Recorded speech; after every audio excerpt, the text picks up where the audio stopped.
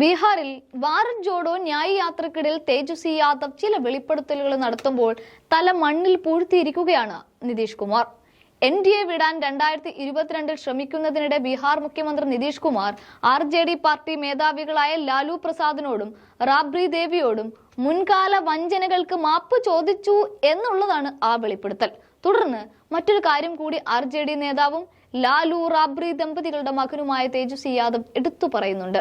മാപ്പ് ചോദിച്ചതിനു ശേഷം നിതീഷ് കുമാർ തന്റെ പാർട്ടിയെ പിളർത്താനും തന്റെ MLA-മാരെ പിന്തിരിപ്പിക്കാനും BJP ശ്രമിക്കുന്നു എന്നുകൂടി പറഞ്ഞു എന്നും തേജസ്വി യാദവ് എടുത്തു പറയുകയാണ്. ഈ വെളിപ്പെടുത്തലോടെ BJP-യുമായുള്ള ബന്ധത്തിൽ നിതീഷ് എത്രമാത്രം ഇനി ഓക്കെ ആണ് എന്നുള്ളത് അറിയാനും സാധിക്കും. അങ്ങനെ വരുമ്പോൾ വീണ്ടും മുറുമുറുപ്പുകൾ ഉടലെടുക്കുകയും ഇന്ന് പൂമാലയിട്ട് സ്വീകരിച്ച അതേ BJP തന്നെ നിതീഷിനുള്ള വടിയുമുടിക്കും. കാരണം അത്തരത്തിലുള്ള തുറന്നു പറച്ചിലാണ് തേജസ്വി യാദവ് നടത്തിയിരിക്കുന്നത്. നിതീഷ് കുമാർ BJP നേതൃത്വത്തിലുള്ള NDA-യുമായുള്ള ബന്ധം വിച്ഛേദിക്കുന്നത് 2022 ഓഗസ്റ്റിലാണ്. തുടർന്ന് സംസ്ഥാനത്ത് സർക്കാർ രൂപീകരിക്കാൻ RJD-യുമായി സഖ്യമുണ്ടാക്കുകയും ചെയ്തിരുന്നു. തേജസ്വി യാദവ് ഡെപ്യൂട്ടിയായി സത്യപ്രതിജ്ഞ ചെയ്തപ്പോൾ നിതീഷ് കുമാർ മുഖ്യമന്ത്രിയായി തുടരുകയും ചെയ്തു. എന്നാൽ കഴിഞ്ഞ മാസം വീണ്ടും നിതീഷ് കൂറുമാറാൻ തീരുമാനിക്കുകയും NDA-യുടെ നേതൃത്വത്തിൽ സർക്കാർ രൂപീകരിക്കാൻ 9ാം തവണയും സത്യപ്രതിജ്ഞ ചെയ്യുകയുമായിരുന്നു. നിതീഷ് കുമാറിനെ വിശ്വസിക്കാൻ RJD തീരുമാനിച്ചപ്പോൾ അതൊരു ത്യാഗം ചെയ്യലായിരുന്നു എന്നും തേജസ്വി യാദവ് കൂട്ടിച്ചേർക്കുന്നുണ്ട്. അദ്ദേഹം പറയുന്നത്, ആദ്യം ഞങ്ങൾ നിതീഷിനെ വീണ്ടും വിശ്വസിക്കാൻ തയ്യാറായില്ല. എന്നാൽ സംസ്ഥാനത്തുടനീളമുള്ള നേതാക്കളുമായി ചർച്ചകൾ നടന്നു.